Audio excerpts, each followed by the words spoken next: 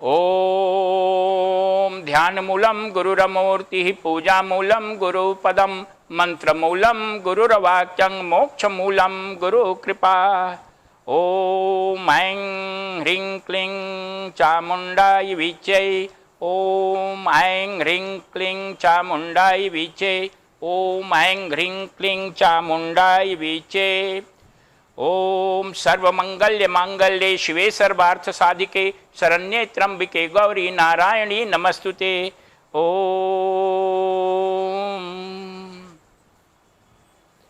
इन दिनों हम लोग महालक्ष्मी देवी की कथा का वर्णन कर रहे हैं और पिछले दिनों हम लोगों ने माँ दुर्गा की कथा का वर्णन किया था जिसमें मधु और कैटभ का नाश हुआ था।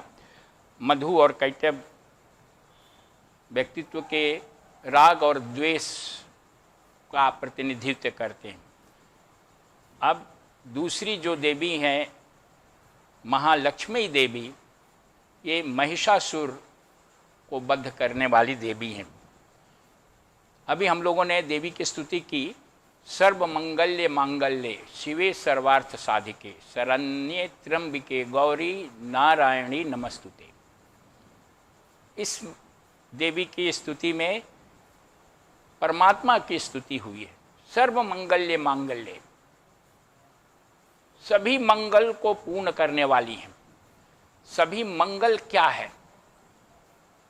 मंगल जो है व्यक्ति के अपने अपने स्टेज पर निर्भर करता है। जो व्यक्ति जितना जिस स्तर का विकसित हुआ है उसके लिए मंगल जो है उसका डिफिनीशन अलग है। किसी के लिए मीट भात खा लेने को मिल जाए, शराब पीने को मिल जाए, बहुत भारी मंगल है। किसी को सत्संग मिल जाए उसके लिए बड़ा अच्छा मंगल है। आप किस स्तर में है उसके अनुसार मंगल का निर्धारण लोग करते हैं। सर्वमंगल्य मांगल्य, सभी मंगलों में सर्वश्रेष्ठ मंगल देवी करती हैं। वो कौन सा मंगल है? मन जब क्रमिक रूप से गलता हुआ, नाश होता हुआ समाप्त हो जाता है, विलीन हो जाता है, तिरोहित हो जाता है, तो व्यक्ति अपने आत्मस्वरूप का दर्शन कर लेता है, साक्षात्कार कर लेता है। मन बाधा है आत्म साक्षात्कार में, क्योंकि मन जो है वो विषयों में लगा रहता है। तो सबसे बड़ा मंगल है मन की समाप्ति और अपने आत्मिक स्वरूप का बोध।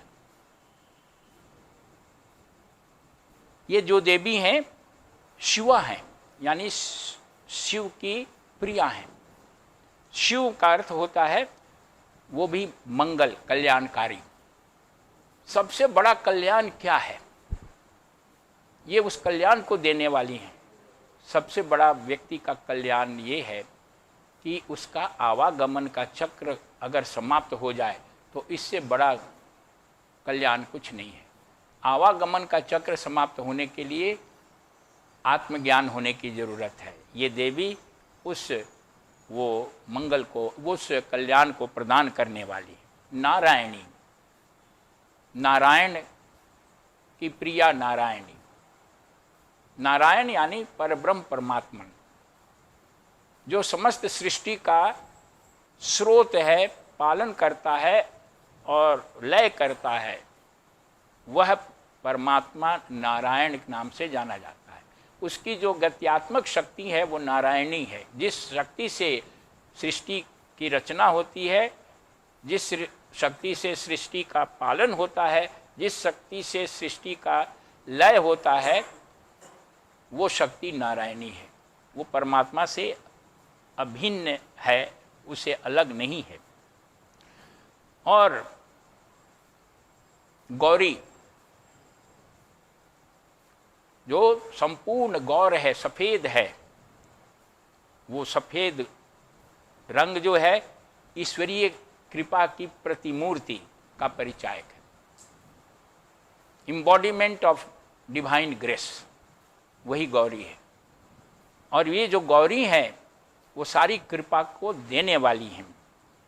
और सबसे बड़ी कृपा क्या है?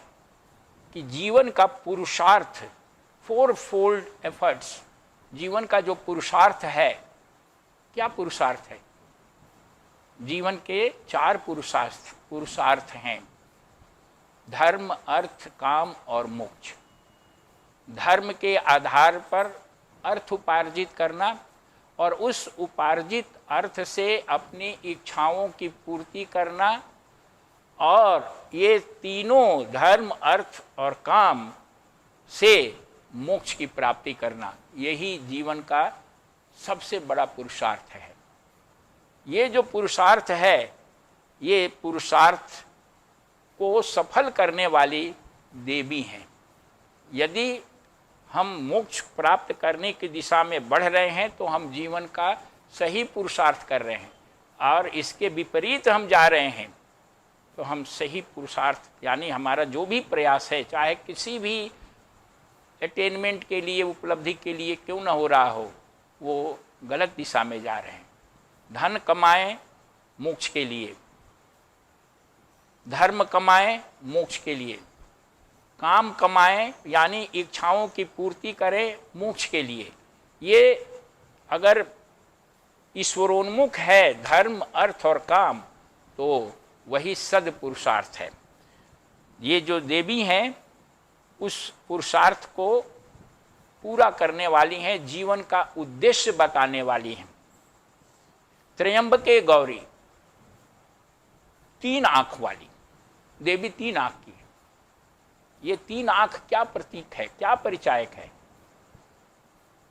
ये जो देवी हैं उनकी 3 आंख है। ये 3 आंख आपको एक मैसेज देती है।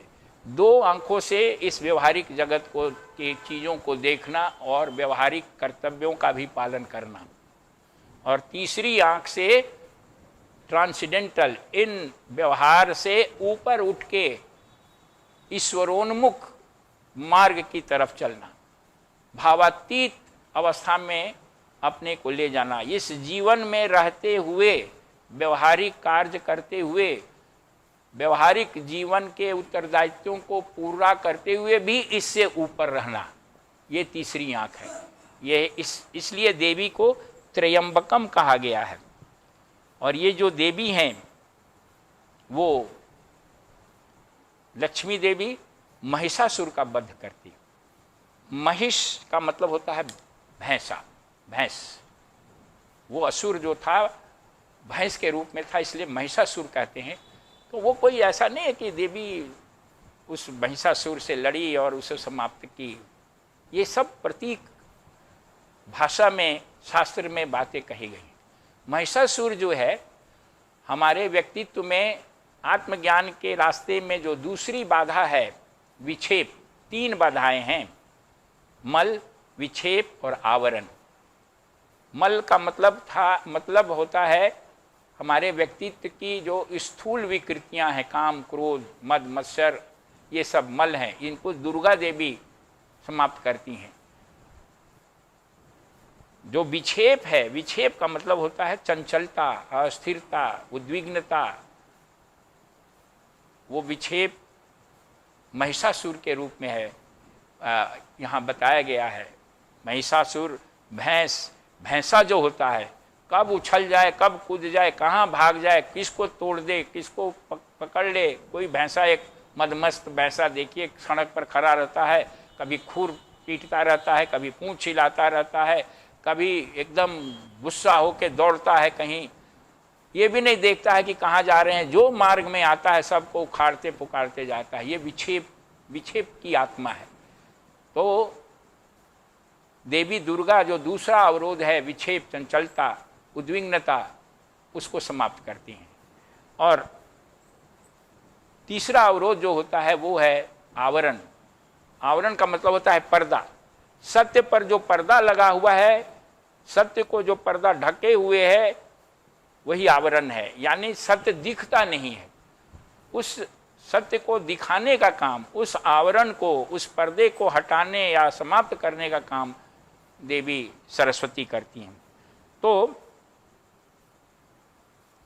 ये जो महिषासुर है वो विक्षेप का परिचायक है, और ये जो देवी हैं लक्ष्मी देवी इसी विक्षेप को दूर करती हैं।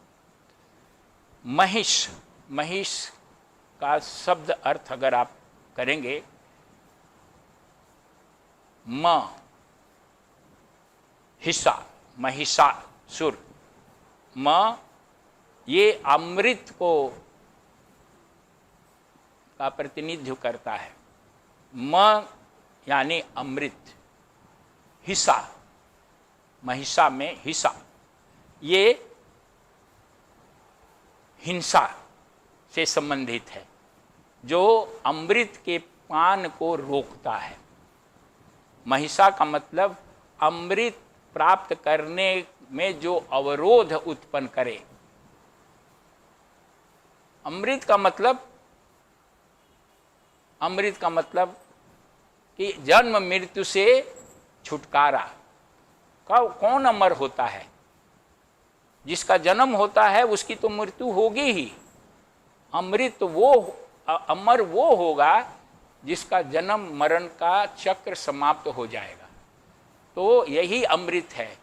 उसमें जो अवरोध करता है, उसमें जो बाधा डालता है, वो है महिषा, महिष, वो बाधा डालता है। महिष यानी चंचलता, विक्षेप।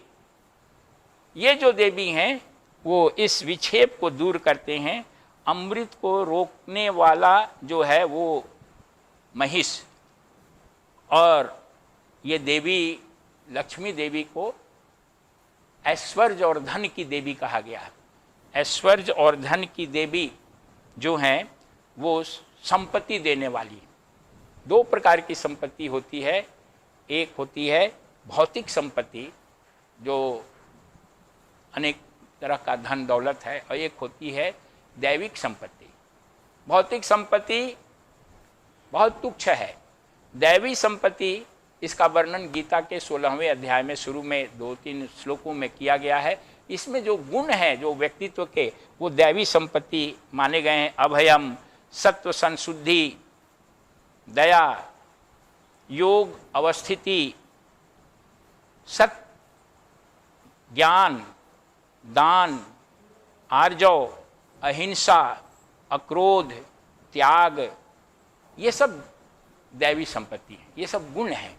ये गुण यानी दैवी संपत्ति ही वास्तविक संपत्ति है। देवी लक्ष्मी दैवी संपत्ति को प्रदान करने वाली हैं।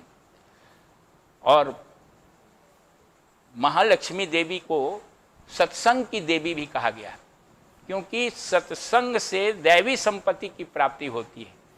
ये सब ज्ञान है, दया है, अभय है, चित्त की शुद्धि है, सत्य है, ये सब प्राप्त करने का जो माध्यम है वो सत्संग है। सत्संग से आपको प्रेरणा मिलती है कि इन गुणों को विकसित करें और सांसारिक चीज़ों की तरफ न अपने आप को भटकाएं।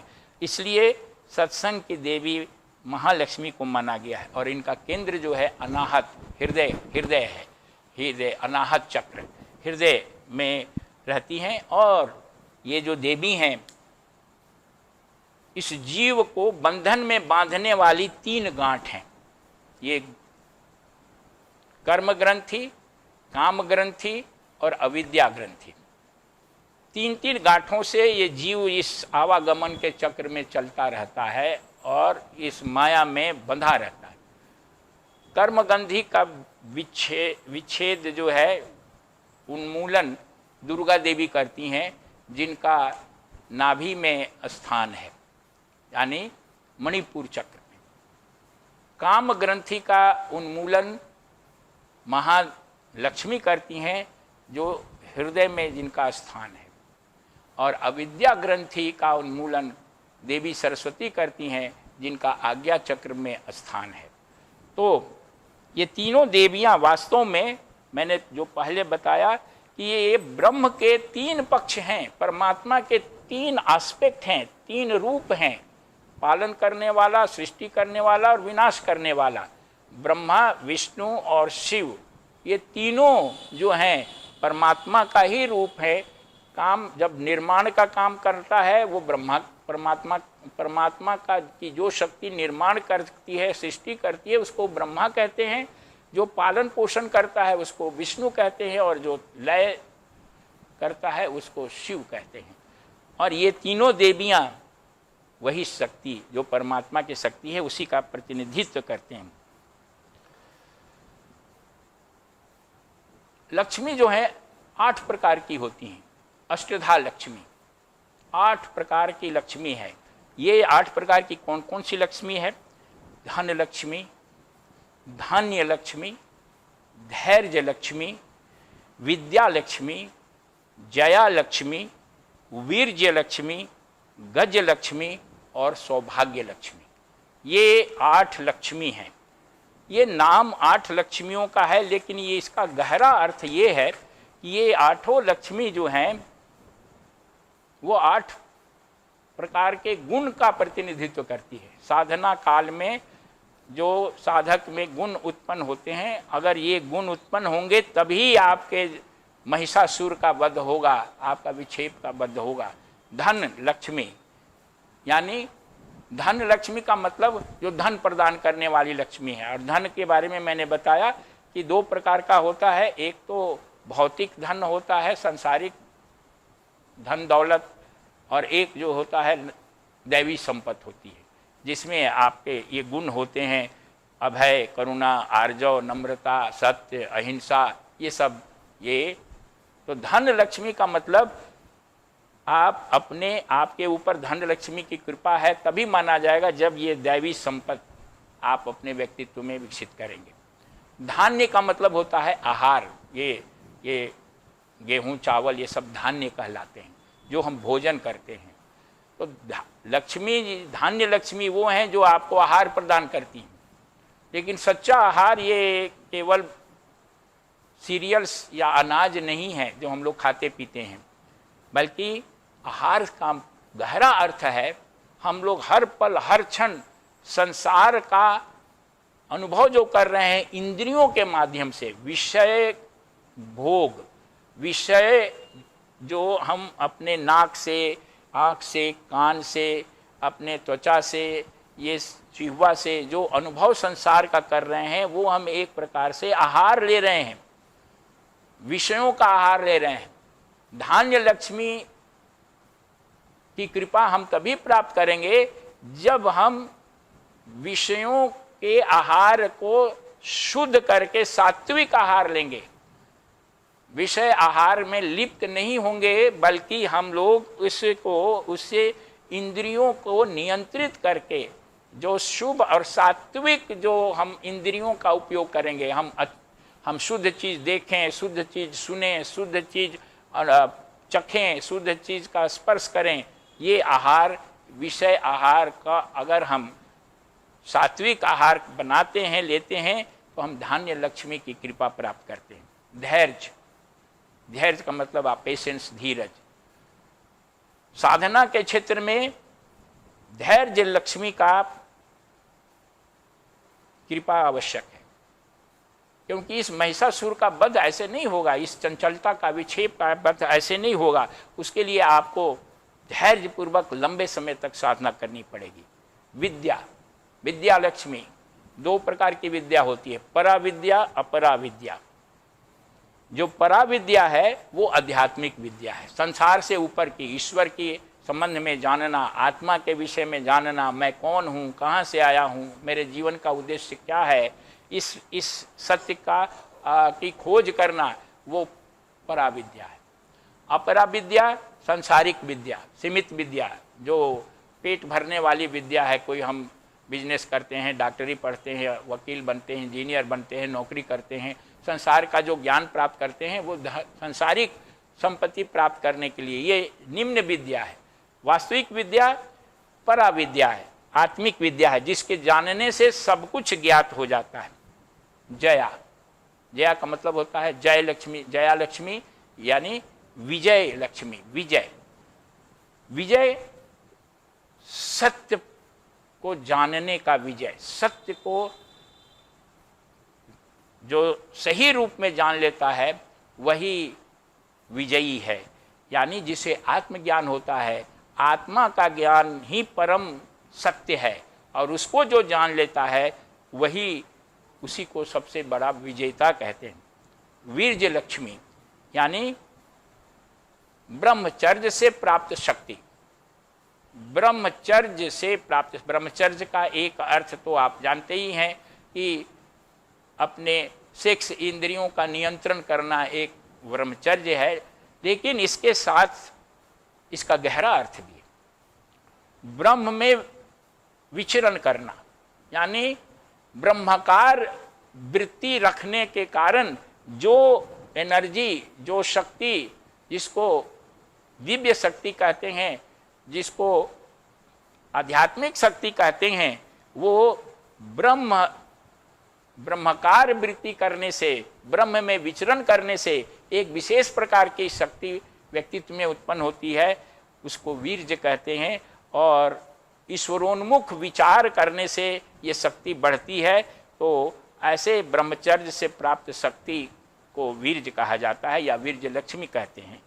गज, गज लक्ष्मी, ग का मतलब होता है गति, गति में सद्गति, और ज का अर्थ होता है जन्म मृत्यु के चक्र को समाप्त करने वाला।